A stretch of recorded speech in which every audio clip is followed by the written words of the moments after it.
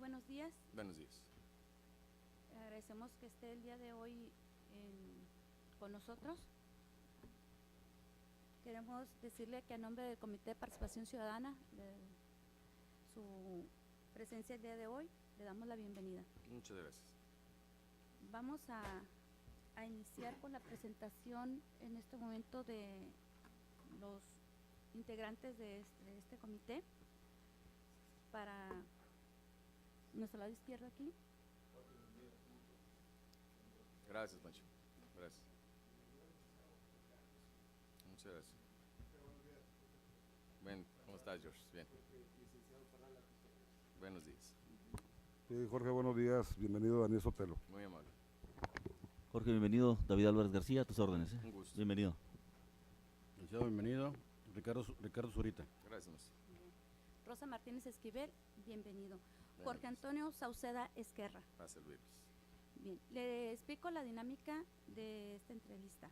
Son 30 minutos, 15 minutos para usted en su exposición y tendremos otros 30 minutos para que los aquí de la mesa coordinadora de estos trabajos realicen sus preguntas, ¿sí?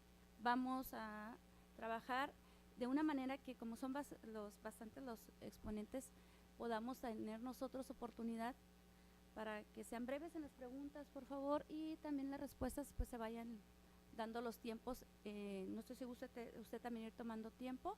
Bien, 15 minutos para su exposición y 30 minutos para las preguntas. Entonces, ¿no le queda ninguna duda?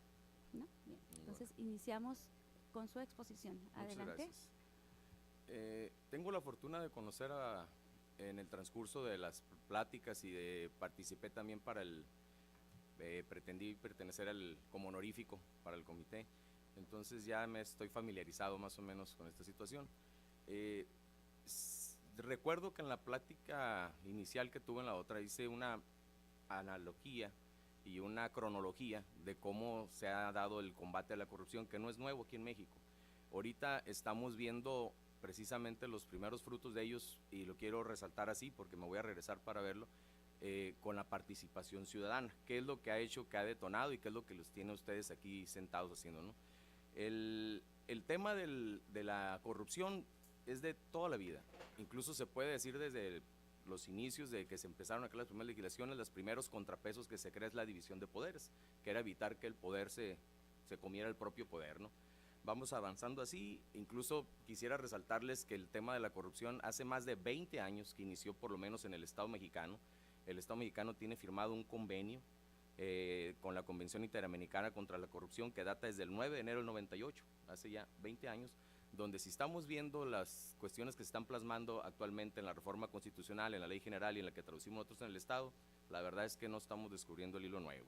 Ya venían desde hace más de 20 años la prevención de conflictos de intereses, el sistema de declaración de ingresos, el sistema de contratación de funcionarios por méritos, el sistema de protección a funcionarios que denuncien la corrupción. Esto ya se está viendo hace más de 20 años, sin embargo creo yo que hemos avanzado muy poco, porque por lo menos en el sistema de protección a funcionarios que denuncien, por citar un ejemplo, el tema de lo que pasó con la beca Progreso, a la que denunció la terminó siendo imputada, incluso le terminaron cobrando los dineros que presuntamente otros se llevaron. ¿Sí me explico? Creo yo que no hemos avanzado. Sin embargo, el clamor social en las diferentes etapas presidenciales que han pasado ha hecho que se han estado dando pasos paulatinos. Poco a poquito hemos avanzado y me voy a permitir señalar algunos de ellos hasta que lleguemos al momento de ahora y la participación que hemos tenido varios de los ciudadanos que estamos en esta mesa para ubicarnos, ¿no? La primera la reforma que tenía que ver con fiscalización fue la transformación que se hizo de la Contaduría Mayor de Hacienda a lo que hoy se conoce con la Auditoría Superior de la Federación. Eso le viene a sumar una pequeña parte de mayores atribuciones y mayor libertad. No es cierto, hasta la reforma de mayo del 2015, donde realmente ya se le vienen a dar otros instrumentos y otra capacidad para efectuar ese tipo de investigaciones que anteriormente estaba más acotada por el tema del presidencialismo. Lo tenían ahí muy corto el acotamiento y junto con la Cámara, ¿no? Otra reforma constitucional que me dirán ustedes, bueno, a lo mejor no tiene mucho que ver, pero yo les recuerdo que el sistema anticorrupción es complementario. Así lo ha señalado desde la exposición de motivos cuando se creó el sistema, y así lo ha señalado la Corte cuando ha hecho diferentes análisis del tema de la participación de comités de participación ciudadana, de las facultades que tienen y de cómo este es complementario en el entendido de que no solamente se circunscribe a hechos de corrupción, a responsabilidades administrativas o fiscalización, sino, por ejemplo, tiene mucho que ver con el ámbito penal. El ámbito penal, les recuerdo yo que se hizo una reforma al Código Penal donde se ponderó lo que ahora son las audiencias públicas que conocemos como el sistema oral. Eso era porque había un pulso social de que al llevarlas escrito, se resolvían en lo oscurito, había la opacidad y había la corrupción por parte de los juzgadores, porque no había quien los vigilara. Ahora, si ustedes han acudido a alguna audiencia pública, han cambiado mucho las circunstancias. Es muy difícil y evidencia también la falta de la capacidad del juez, del defensor o del fiscal, que al único que le perjudicaba era al que estaban defendiendo, ya sea porque perdiera la libertad o porque saliera en libertad, depende quién era el que tenía las circunstancias, cosas que estamos viendo ahorita incluso en temas de la actualidad, en los juicios que se llevan. Digo, acaban de dictar la libertad del Bester Gordillo. Yo creo que para pocos que tuvieran sentido común, ya no hablemos de conocimientos jurídicos, sabemos que es irrisorio que la señora se encuentre afuera, ¿no? Por citar ejemplos del por qué es importante, y el combate a la corrupción se da también en otros ámbitos, y se hizo por eso la reforma al Código Penal. Luego vino una reforma constitucional en 10 de junio del 2010 que vino a poner en ponderación el tema de los derechos humanos.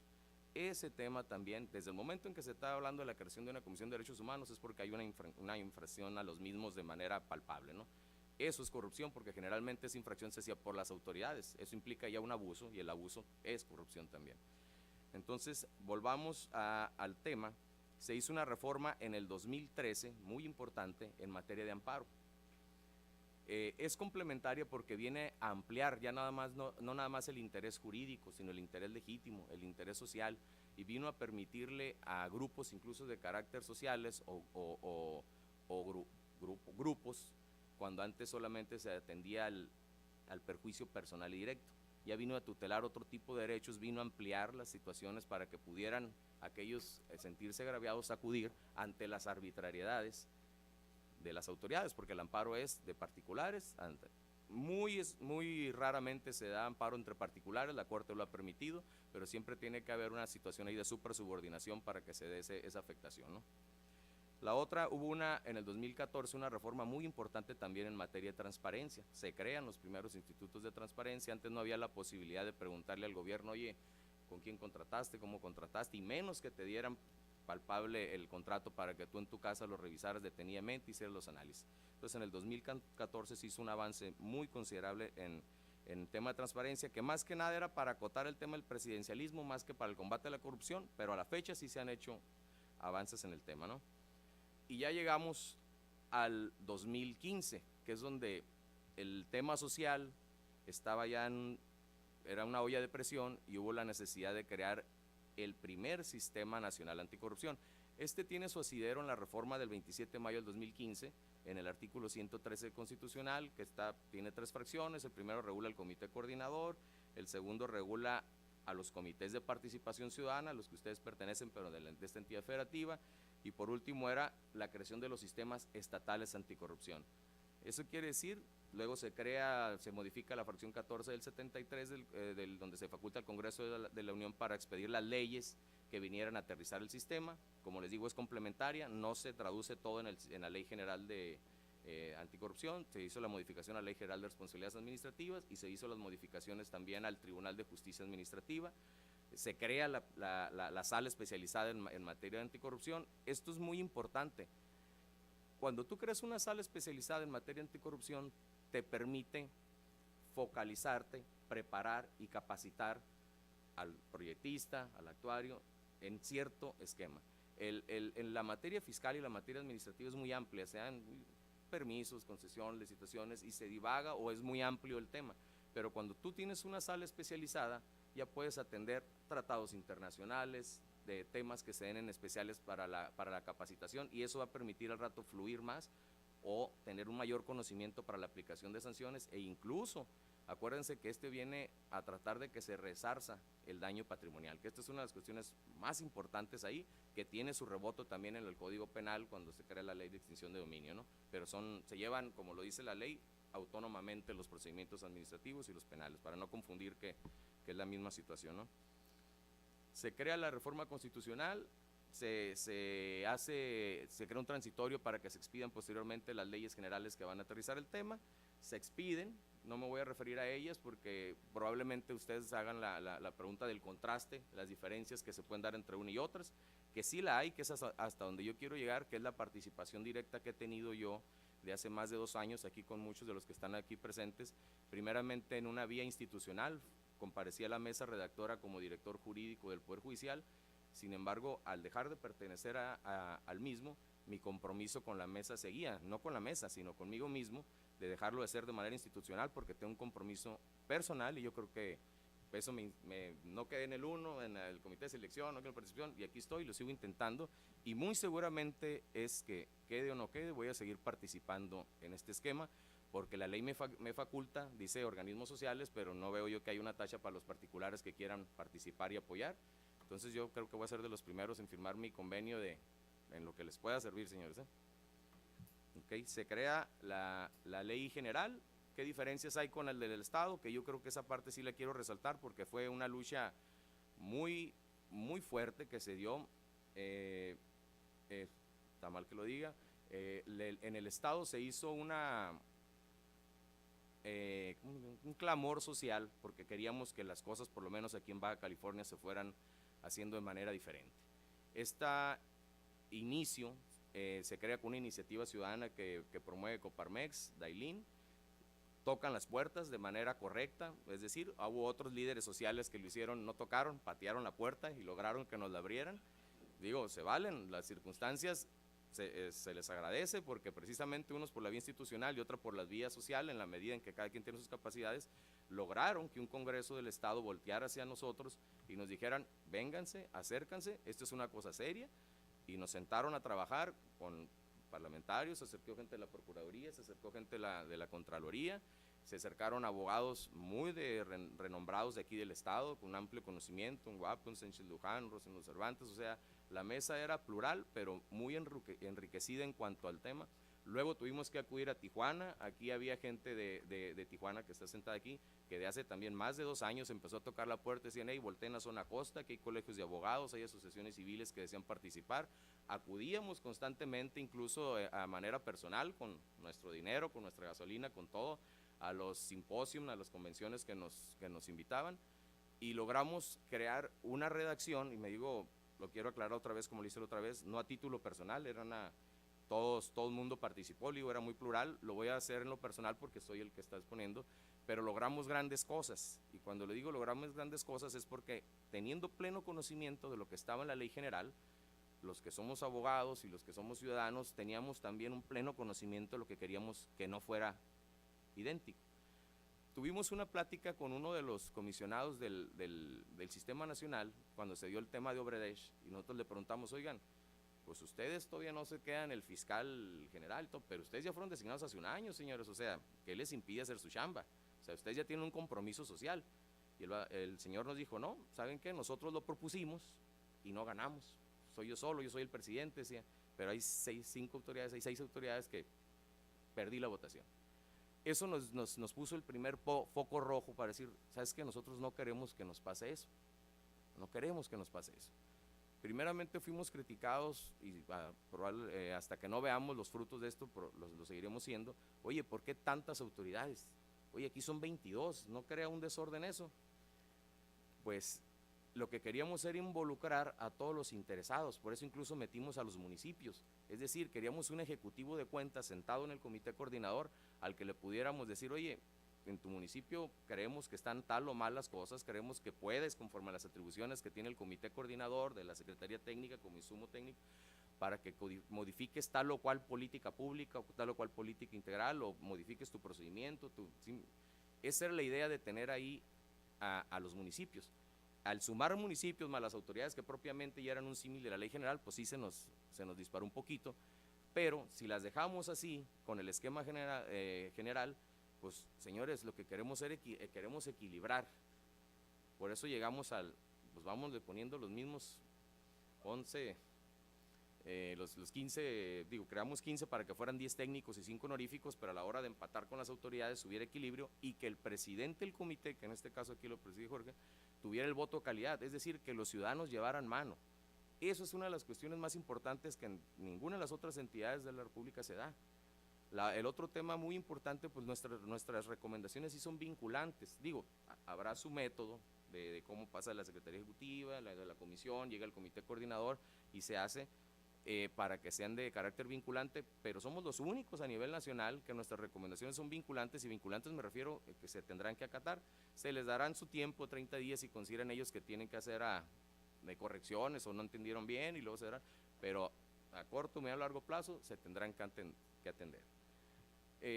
Se metió el tema de que el estar libre de corrupción era un derecho humano. La verdad, yo al principio,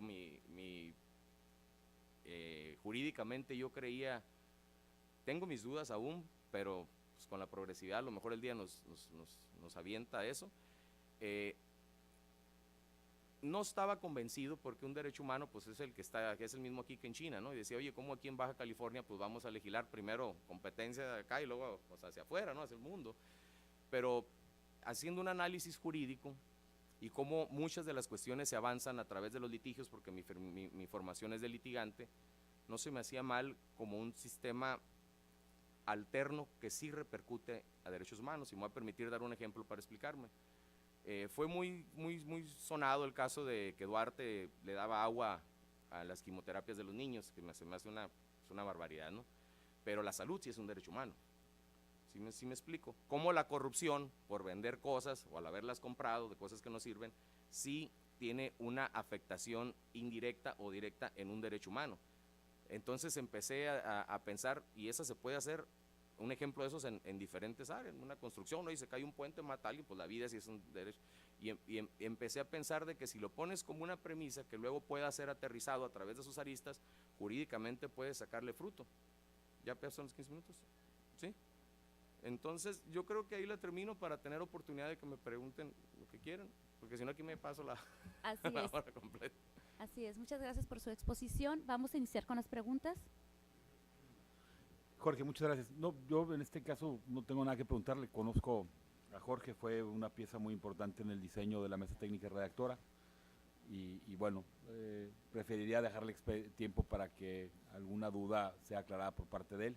Jorge, muchas gracias por seguir picando piedra y seguir empujando el proceso. Los que hemos tenido la suerte de tener tu compañía en sabemos de las horas de sueño que le metiste a esto y de las ilusiones que ha generado, así que gracias nuevamente por tu participación. Muchas gracias. Jorge, gracias por estar este día aquí con nosotros. Como tú sabes, pues a nosotros siempre el tema ciudadano es lo que nos mueve. De llegar a ser secretario técnico, ¿qué propondrías para cambiar la percepción que tiene el ciudadano, que tenemos los ciudadanos comunes respecto a los organismos que tenemos y que no funcionan, y sobre todo respecto al sistema estatal anticorrupción que estamos creando y que gran parte de la ciudadanía no le tiene fe? ¿Qué hacer para también poder lograr que la ciudadanía participe en este sistema estatal anticorrupción, ya que creo que es para que funcione el sistema es indispensable que logremos que la ciudadanía se meta, lo comprenda, lo entienda, se involucre? ¿Cómo hacer para acabar con esa apatía que tiene el ciudadano común? Es común que todos los ciudadanos que tenemos un trabajo que no tiene nada que ver con política o con gobierno, nos la pasemos criticando todo lo que se hace, pero creo que se debe más que nada precisamente pues al desconocimiento, a que el ciudadano común no tiene quizás la capacidad técnica, profesional para entender las cosas. Entonces creo que es indispensable llegarle a ese ciudadano para que, es decir, ¿cómo socializamos el sistema estatal anticorrupción? El secretario técnico, como lo dice la palabra, es un insumo técnico para el Comité de Participación Ciudadana, en primera. Sí le toca hacer a él un plan de trabajo, pero realmente las facultades y las atribuciones la tiene el Comité de Participación Ciudadana. Es decir, casi se podría decir que sería la comisión ejecutiva, que es el secretario técnico más el Comité de Participación Ciudadana, los que tendrían ese primer contacto social. pero sí era necesario decirle que la atribución originalmente y conforme a la ley les corresponde al comité. El secretario técnico sería el insumo, no nada más en lo técnico, en la cronología, en el plan de trabajo y todo para hacer, y voy a aterrizar el tema, ¿qué podríamos hacer? Suponiendo que me pongo la camiseta de secretario técnico con ustedes. La ley le da la atribución primeramente para hacer una red de participación ciudadana. Eso es muy importante, pero no te dice cómo, ni los cuándos, ni los cómo, ni para qué.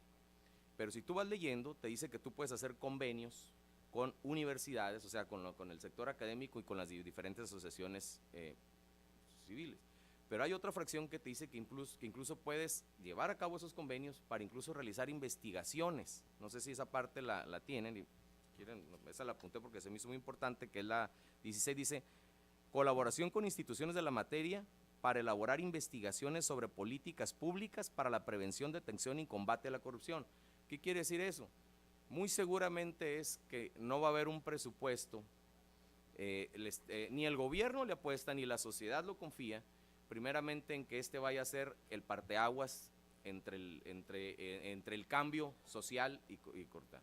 Muy probablemente sea que te van a dar un presupuesto acotado, y ese presupuesto acotado implica que no hagas parte de sus atribuciones, porque te dice, oye, tú tienes que, los honoríficos, por ejemplo, tienen otra atribución, ustedes tienen que ir para dar los cursos, te dice, los cursos de ética, los cursos de valores, esos se los dejaron a los honoríficos.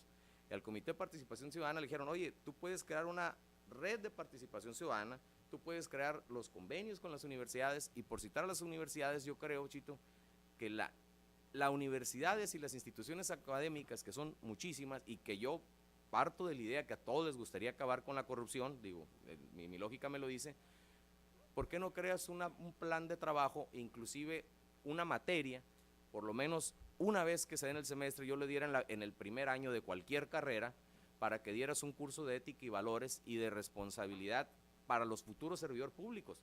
Porque muchos de los que estamos aquí pasamos por esta universidad y hemos o prestado asesoría externa, o siendo servidor públicos, los empresarios tienen contacto con los que realizan obra pública, o sea, hay un contacto directo o indirecto siempre con el gobierno, desde que pagas, o sea.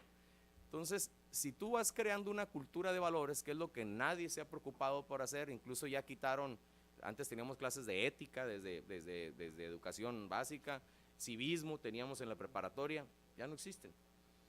Puedes ir fomentando para la manera que cuando tú seas servidor público, tengas contacto con ese servidor público, se vaya rompiendo ese tema de la corrupción. Y eso les tocaría a ustedes tratar de ser los primeros impulsores en que se dieran, por ejemplo, esas materias, crear la red de participación ciudadana, es crear los convenios con las organizaciones civiles para decirle, oye, colegio de abogados, acércate, fíjate que hay que analizar no tengo la capacidad, porque hubo rotación, ahorita tienen la ventaja que tienen maestros en derecho, que está muy fuerte la parte técnica, que esa es otra de las grandes ventajas por las que luchamos, que hubiera por lo menos 2 representantes técnicos por cada municipio, para que pudiera haber un ejecutivo de cuenta y un observador de ellos en cada uno de ellos, crear las contralorías sociales. El Comité de Participación Ciudadana te dice, oye, impulsar las contralorías sociales.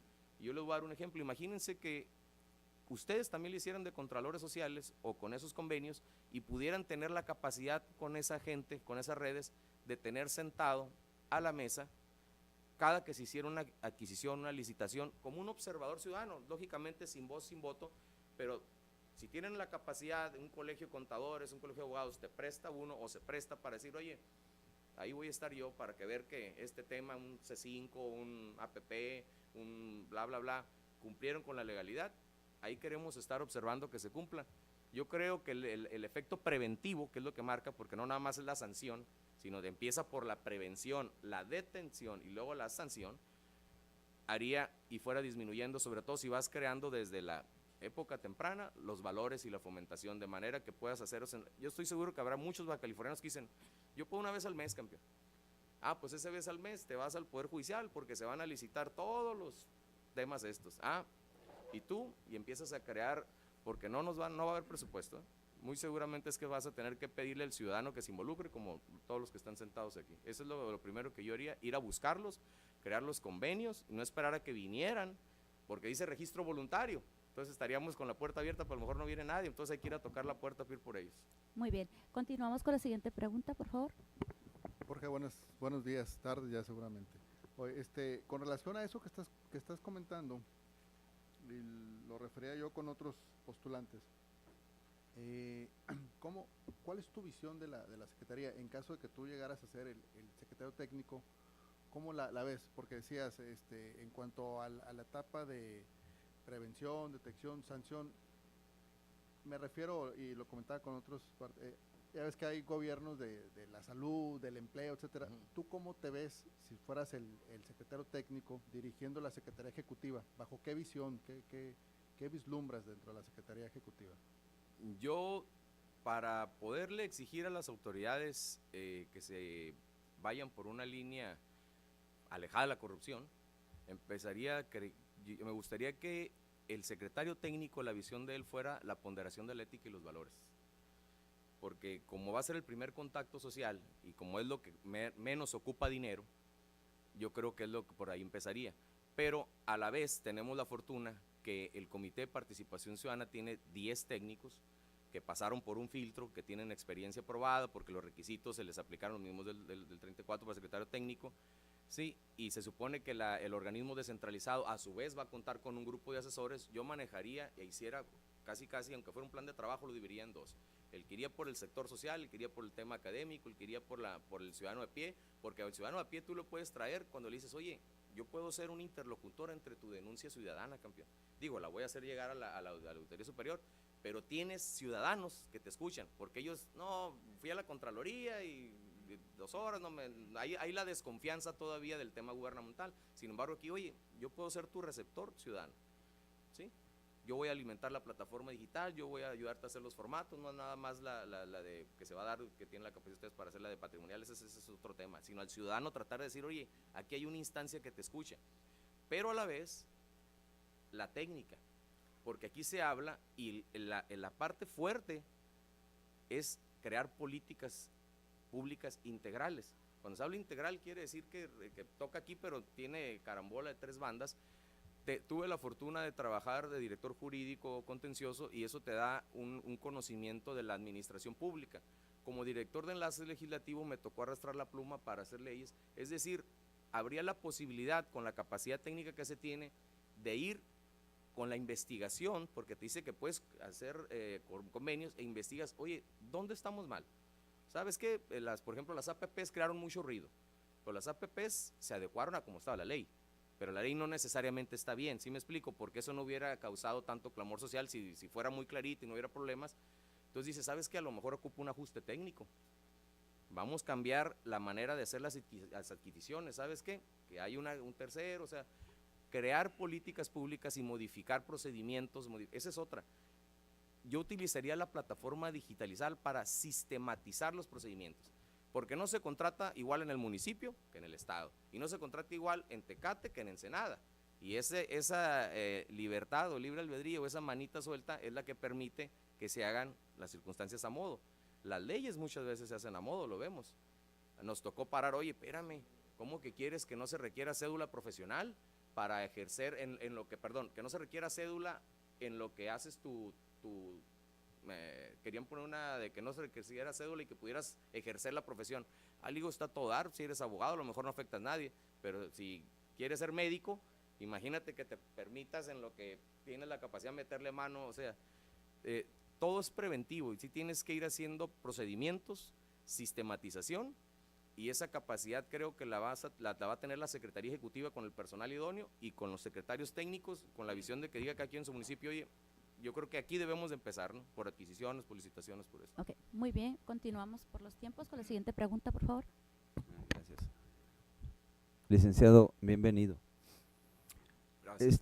Sabemos que la corrupción es un fenómeno que se presenta en todos los campos, pero la corrupción que más lastima, por lo general, es la corrupción de la cual nos enteramos a través de los medios de comunicación, y es de la que se entera la ciudadanía y por eso se manifiesta, ¿no? Generalmente. Estamos hablando de la corrupción que se presenta en la parte administrativa del gobierno. Voy a decir algunos términos y al final te hago una pregunta.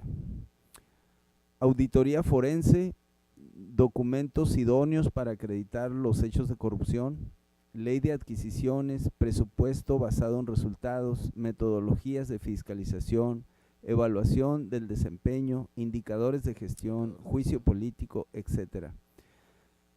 Ante un hecho de corrupción que hay que ser integrado por el Ministerio Público actual, ¿cómo lo ves en relación al conocimiento de todas estas áreas a las que me estoy refiriendo, que son áreas de especialización de organismos técnicos, en este caso de la Auditoría Superior del Estado? ¿Cómo ves a la Procuraduría frente a un hecho de corrupción en materia administrativa? Sé cuál es tu duda porque lo vivimos todos los días. No tienen una capacitación especializada. Por eso cuando me referí a la sala especializada en materia de corrupción, que es la de sede administrativa, empecé a hablar de la especialización y la oportunidad que se tiene desde que contratas el personal, porque ya que vas a crear una sala, me queda claro que los otros ya tienen ocupados, prestan servicio, para que puedas contratar el personal idóneo, con el perfil idóneo, que tenga esa capacidad. Tienes razón, poca preparación estoy seguro que tiene un ministerio público y las personas que le pusieron a llegar en temas de cuenta pública, en temas de contabilidad financiera, porque tú estás hablando de auditoría forense, eso es todavía más técnico, o sea, está mucho más complicado, no cualquiera lo entiende. Aquí los contadores nos tratan de explicar y a veces andamos para los abogados. Ahora imagínate a alguien que solamente tiene preparación en el índole penal. Entonces, el tema de la especialización, tanto en la Fiscalía Especializada, que a ella le toca ver los hechos de corrupción que tienen que ver con los supuestos normativos del índole penal, al igual que los que tienen que ver con los supuestos normativos de índole administrativa, ambos creo yo que desde su contratación deberían de tener un perfil especializado, y la otra, no necesariamente contratar puros abogados. Oye, para poder entender y para poder hacer un buen expediente y para imputarte el delito, pues ocupo que alguien le entienda el español para que te haga dónde ocurrió el hecho delictuoso, porque el tema me voy a volver a referir, el tema del Bester Gordillo, señores, pues es que le imputaron un delito que desde el momento sabíamos que no iba a hacer. Oye, le pones lavado de dinero, si el dinero es del sindicato, o sea, no pertenece a organización ilícita, nunca fue demandada por nadie en el sindicato, ¿dónde está? O sea, la ineptitud, por así decirlo, porque para mí lo es, era obvio que se podía haber otras circunstancias y otros delitos que se le pudieron imputar, que tiene que ver con cuestiones de dinero, porque ahí contablemente estaba muy claro, pero se equivocaron en el delito penal, y puede pasar exactamente lo contrario, que tengas muy bien estipulado el delito penal, pero el cuerpo del delito no lo compaginas y sale. Entonces, para contestar a tu pregunta, yo iría por la especialización, tanto en el área penal como en el área administrativa, desde la contratación del personal y del perfil para el fiscal y para el magistrado especializado. Muy bien, continuamos por favor, la siguiente pregunta.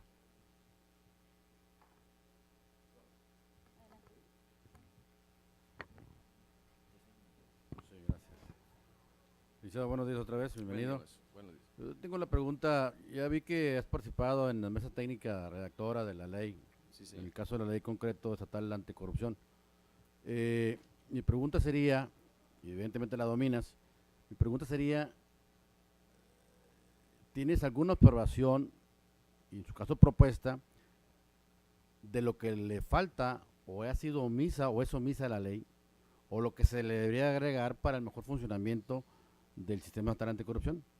Sobre la ley estatal, ¿A esta ley? Sí, señor.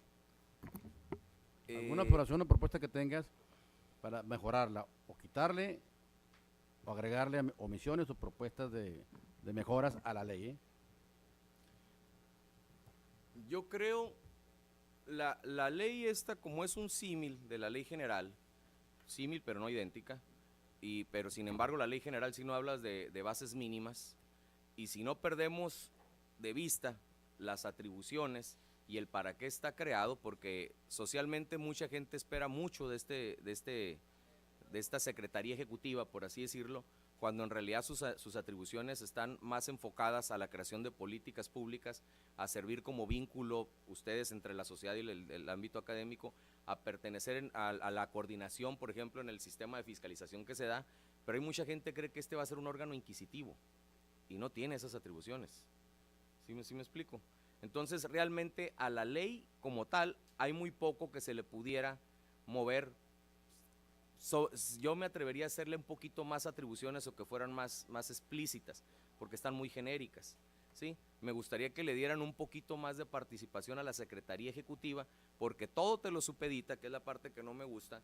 Te dice, tú podrás hacer esto, el Comité de Participación Ciudadana podrá hacer esto a través de la Secretaría Ejecutiva, para que se lo digas al Comité Coordinador, para que haga una recomendación vinculante. Desde ahí ya vamos en carambola de 3 bandas y le va restando esa autonomía y esa libertad que tiene el Comité de Participación Ciudadana. Yo quitaría esos candados.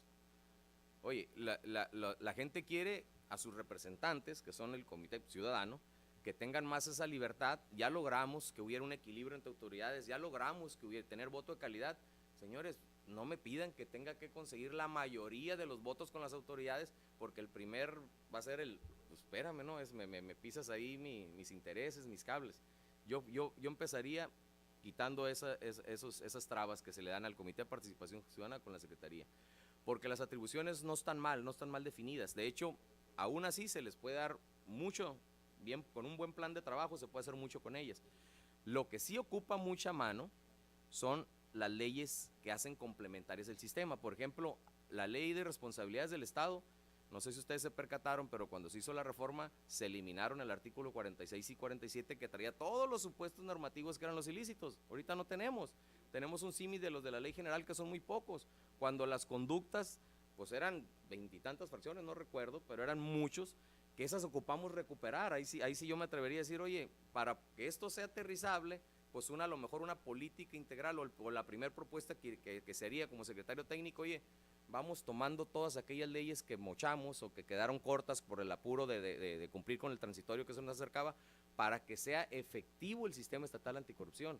Oye, el juicio político ahorita en la Constitución está mal redactado, está mal definido, no se aterriza, no tenemos responsabilidades administrativas, hay muchas leyes alternas que creo yo que servirían más que mover. Nomás le quitaría los candados yo a la ley estatal. Vamos a continuar los tiempos. La última pregunta de mi parte es una que le he hecho a todos los expositores, hablando sobre esa diferencia que usted acaba de mencionar con el sistema nacional. Sería en cuanto a las recomendaciones. En el supuesto que una recomendación ya hubiera pasado esos filtros para que se emitiera una recomendación, yo llego al punto último, ¿no? Se le envió a la autoridad esa recomendación, que logramos la votación de todo el comité coordinador para que se enviara a Auditoría Superior, por ejemplo, ¿no? O a una síndico o un síndico municipal esa recomendación. Pero mismo no la acata. ¿Hay alguna continuidad en ese supuesto para seguir nosotros en el caso de ver que se le dieron un tiempo para atender la recomendación y no la atendió? Si me preguntas a mí, eso es una norma imperfecta. La norma imperfecta es aquella que te dice cuando tienes un supuesto normativo y encuadros en él, pero no está la sanción estipulada, ¿sí? Y cuando no está la sanción estipulada, antes de haber sanción tiene que haber un procedimiento por el cual puedas tú acudir, ¿sí? Esas son parte de las cuestiones que se eliminaron o no están delimitadas perfectamente como un ilícito. Te dice la parte, oye, te hago la recomendación vinculante, tienes 30 días para decirme si ocupas una, ¿sabes qué? Pero si no, te dice, ahí hay una, en temporalidad se cuatrapea porque te dice, si no, en 15 días, o sea, ya te doy 30 para que me digas si no estás de acuerdo, pero te doy 15 para que lo cumplas, está mal redactado ahí, ¿no? Te doy 15 días para que lo cumplas, y si no, no te estipula la sanción, y no te estipula cuál es el procedimiento, y no te estipula quién es el legitimado para exigirlo.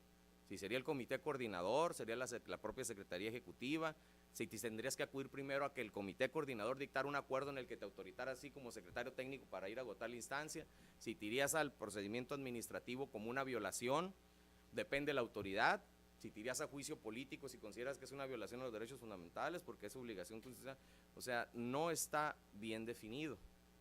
O sea, si me preguntas a mí si hay, en el artículo tal, licenciada, se dice que este es el procedimiento que vas a agotar y que esta será, la verdad es que no está. Yo soy de la idea que son de las primeras cuestiones que como complementarios se debería de hacer la adecuación como políticas públicas para evitar esa incertidumbre jurídica. Muy bien, muchísimas gracias. Vuelvo a preguntar, ya nada, es todo. Pues no nos queda más que restarle y agradecerle su participación. Muchas gracias a todos. 30 segundos, ya me voy.